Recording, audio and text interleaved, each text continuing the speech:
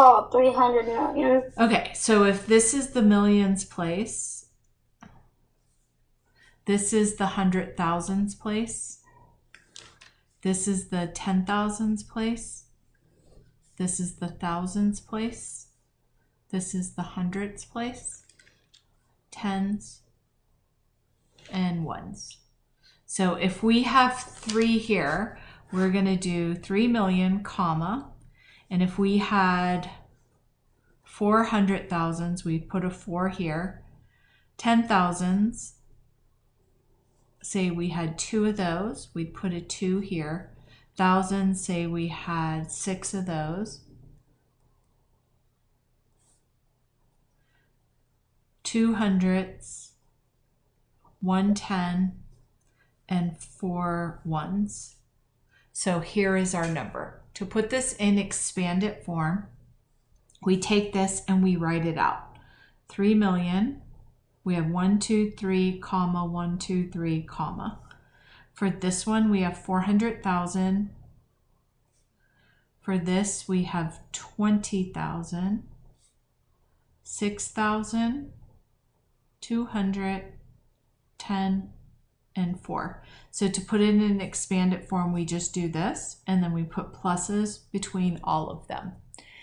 To put it in word form, we write out 3 million,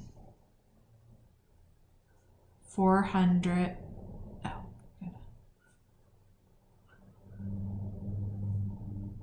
26,214. Are you clear about how to do that? Kind of, yeah. Okay. For the other one, it was 28 times 10. I gave you a little bit of a different problem.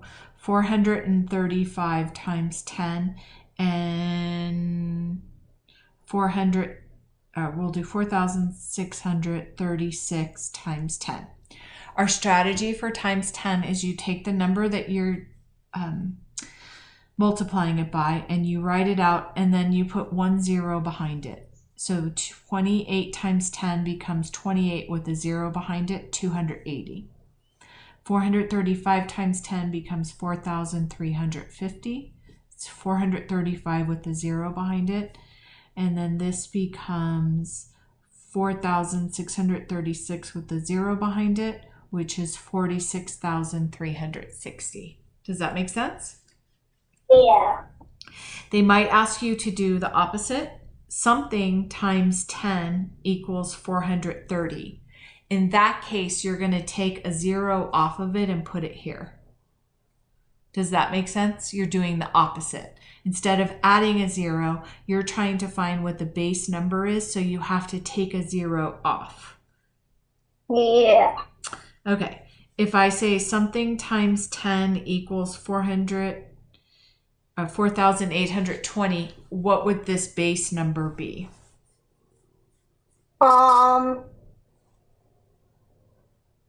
48. So you only take the 0 off of it. Oh, so 482. Yes. What about if I did that? What is my base number? 432. Yes. If I had 28 times 100, my strategy is to take the 2 zeros. Now we're putting 2 zeros behind the 28. Yeah. If I had this same number, 435 times 100 instead of times 10, we use the same strategy. We write 435, we put 2 zeros behind it. Yeah. So what would this number be? 4,636 times 100.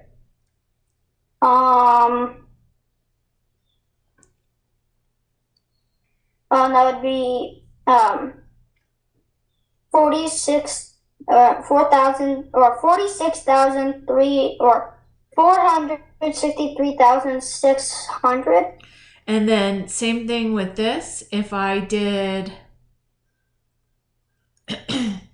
something times 100 equals 4,300, I'm going to take these two zeros. Now I'm going to take them off to find what my base is. Yeah. And then if I did blank times 100 equals this, I'm taking my two zeros off to find my base. So when you're finding the answer, you put the two zeros on, you put the 1 0 on. When you're finding the base, you take the two zeros off if it's 100 and you take 1 0 off if it's 10. Does that make sense? Yeah, kind of. Okay. Well, start.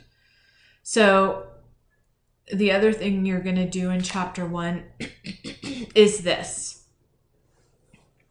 So what they want you to do is, of course, we know we can do multi-digit multiplication.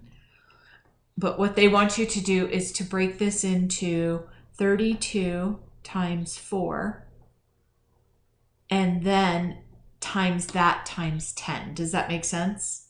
This is the base, and then you'd add a 0 to it. So we can do 32 times 4 is 128. And then you're going to multiply that by 10 because it's not a 4, it's a 40. We write our 128 out, and then we add a 0. Kind of makes sense? Yeah, kind of. Okay. All right.